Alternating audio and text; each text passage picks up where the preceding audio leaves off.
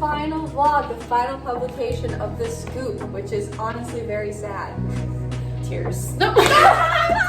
This has been such a great time exploring media and the ice cream industry and the relationship between the two and eating lots of ice cream and different treats. But this is the final installment, and today we are talking about media ethics. So we're going to talk about the history of media ethics, and we're going to talk about some questions that involve the ice cream industry, all of that good stuff. And we're going to have cookies that Diane brought, which is really great. Thank you, Diane. Yes. All right, Alyssa, would you like to tell us some of the history of media ethics? Yes. Going back to the history, when discussing about the freedom and ethics of media, we must go back to one of arguably important parts, which is seen when the First Amendment took place. The First Amendment states that Congress shall make no law respecting an establishment of religion, or prohibiting the free exercise thereof, or abridging the freedom of speech, or of the press, or the right of the people peaceably to assemble and to petition the government for a redress of grievances. So the First Amendment was put in place for the freedom of the press, and this meant that the media industry was to be self-regulated, and as stated by CarnegieLibrary.org, and I quote, gives Americans the right to express themselves verbally and through publication without government interference, end quote. Another source, ACLU.org, says it this way, quote, the freedom of the press protected by the First Amendment is critical to a democracy in which the government is accountable to the people. A free media functions as a watchdog that can investigate and report on government wrongdoing. It is also a vibrant marketplace of ideas, a vehicle for ordinary citizens to express themselves and gain exposure to a wide range of information and opinions, end quote. Now, why was it so important to have these regulations on the government? It's important because America is a democracy, and democracies require a free press. Going back into history, we know the reason why people left Europe was because monarchies controlled their speech and their religion and their entire lives, and they wanted more freedom. However, there is limitations to the First Amendment protection of freedom of speech and publication. That protection is taken away when there is false or malicious publication. Material that damages a person's reputation are respectively the written and spoken defamation of a person's character. This leads us to how media and ethics intertwine. Ethics is described by Stanley Barron in his book Introduction to Mass Communication as, quote, rules of behavior or moral principles that guide our actions in given situations.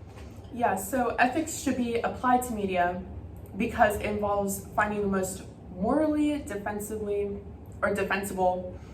answer to a problem that does not necessarily have a right or wrong answer. So this can play into many things, such as being truthful and honest. A story may be true, but is it ethically right to share that on the media? And this also plays into privacy, which is how far or how much the media should share online.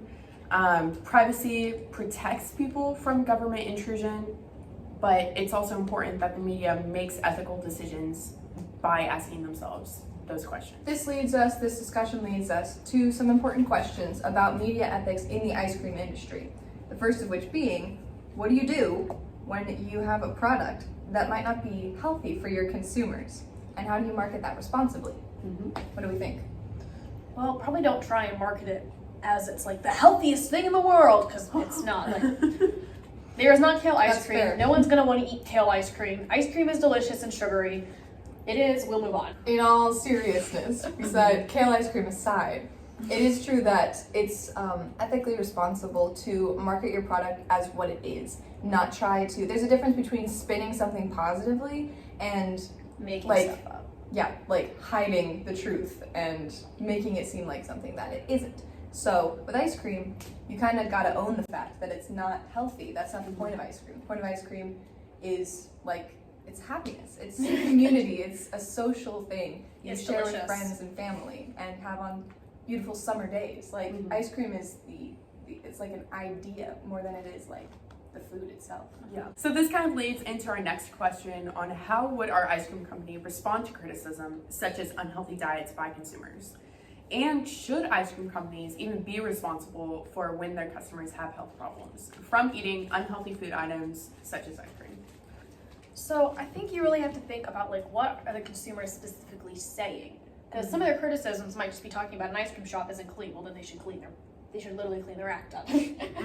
But I think they need to accept maybe that the consumers have actual criticism, but they don't need to like try and bury it. They don't need to try and go all legal on them, but they also need to try and avoid having any damage to their name, if that makes any sense. So it's a fine line. I think it also goes back to marketing a product as what it is. Because if you are upfront about ice cream and what you're marketing it for the community and for the social aspect of it, rather than as a healthy treat, then there's not a ton of criticism that can be aimed at like the ice cream industry as a whole.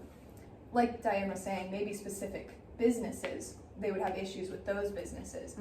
But I think upfront honesty is a really big part of like setting yourself up well for any controversies or conflicts that could occur later on. So now the second part of that question, should ice cream companies be held responsible for people having health problems because of their unhealthy diet, eating too much ice cream? Eat This, Not That does mention that ice cream makes people bloated, sluggish, it increases their chance of having heart disease, it causes people to gain weight. So ice cream is not healthy, that's not really a mystery. Unless you're like the 6-year-old kid who just wants to have some chocolate ice cream on a hot day. And the last thing they said was you may get addicted. Which And obviously has can already say, occurred. Yes. I'm addicted. That's why we're here. 100%. Yeah. But the article does mention that is when ice cream is eaten in excess. So I think an ice cream company could respond by saying, we're not making anyone eat ice cream every day. No, it's not our fault you've eaten all this ice cream. We're not the ones controlling your diet. That's not a company's job. A company's job is to sell and make money. The customer's good. There is a certain point where the company has no control over people's personal choices. And that's kind of where... And the company shouldn't have control over the customer's personal choices. That's a tyranny right there. Yep. That's dangerous. There you have it, Scoopers, the final installment of thescoop.com. Woo! Also, thank you so much for joining us for this week's episode and for all the previous vlogs, podcasts, and vlogs. There you go. Check them out. You should. Yes, please go to our website, thescooptoday.com, and catch up on all the previous entries. I'm Chloe. I'm Diane. I'm Alyssa. And also we have Kenley, who's not here, but we do love her and appreciate her. Yes. She's here in spirit. So thank you again, Scoopers, and see you around. Bye.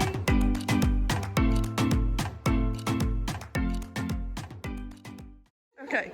Chloe, what does ice cream mean to you?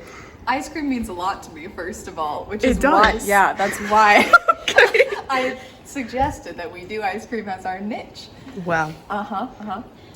Ice cream makes me think of when I've gone to different countries. Ice cream is one thing that you pretty much always have, no matter what the culture is. There's always a kind of ice cream. So I've had ice cream in Africa, in Europe, in the Dominican Republic, in the Caribbean. Ice cream is always good.